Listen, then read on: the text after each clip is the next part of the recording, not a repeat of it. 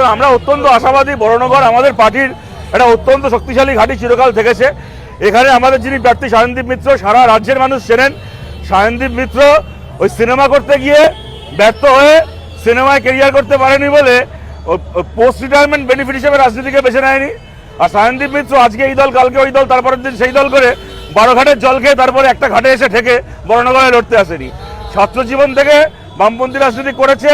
ভালো সময়, খারাপ সময়, সুখের সময়, কষ্টের সময় একসঙ্গে পার্টির কমরেডদের নিয়ে লড়াই করেছে, মানুষের জন্য কাজ করেছে। মানুষ সেই আশীর্বাদ করলে, দায়িত্ব দিলে আরও বড় পরিসরে মানুষের আওয়াজকে পৌঁছে দেবে।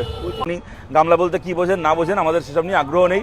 বড়নগর এখানে দেখুন, এদের এই সমস্ত সায়ন্তিকা বড়নগরকে গামলা বলছে, সেটাকে নিয়ে সজল ঘোষের লোক ওকে নিয়ে একটা ছড়া বানিয়ে টিপ্পনি করছে।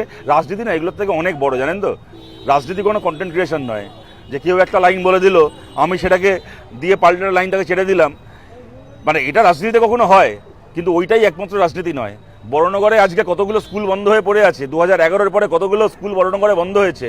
বড়নগরের আজকে যখন আপনি এখানে দাঁড়িয়ে আমার সাথে কথা বলছেন, এই সময় বড়নগরের কোনো ছেলে, কোনো মেয়ে হয়তো হাতে জামা কাপড়ের সুটকেস নিয়ে হাওড়া স্টেশন, শিয়ালদা স্টেশনে দাঁড়িয়ে আছে দিল্লি, বোম্বে, ব্যাঙ্গালোর, পুনা যাওয়ার ট্রেন ধরবে বলে। তার বাবা মা তাকে একটু পরে প্ল্যাটফর্মে ট্রেন আসবে, ছেলেটা মেয়েটা ট্রেনে উঠবে, ট্রেন চলতে শুরু করবে। ছেলেটার মা, মেয়েটার বাবা ট্রেনের জানলা দিয়ে হাত গলিয়ে ছেলের মাথায়, মেয়ের মাথায় হাত বুলিয়ে বলবে, ওখানে ভালো করে থাকিস, চিন্তা হবে, রোজ রাত্রিরে ফোন করবো, কেমন আসিস, খবর দিস। আর সামনের বার পুজোর সময় যদি ছুটি পাস, একবার নিজের বাড়িতে বেড়াতে আসিস। হ্যাঁ, এইগুলো আজকে এই ছেলে মেয়েগুলো নিজের রাজ্যে ফিরবে কিনা, নিজের বাড়িতে ফিরবে কিনা, এই মাটিতে চাকরি বাকরি করবে কিনা, বড়নগরের বন্ধ স্কুলগুলো খুলবে কিনা, বড়নগরে তোলাবাজি বন্ধ হবে কিনা, সেইগুলোকে নিয়ে কথা নেই। এ বলছে গামলা, ও বলছে তার জলের ড্রাম। এই ছ্যাবলামি রাজনীতি খালি ছ্যাবলামি হয়ে থাকবে। কে কাকে কত ভালো অপমান করতে পারে, কে কাকে কত ভালো টিপ্পনি কাটতে পারে, এইটাই রাজনীতি হয়ে যাবে। স্কুল, কলেজ, হাসপাতাল নিয়ে কোনো কথা হবে না।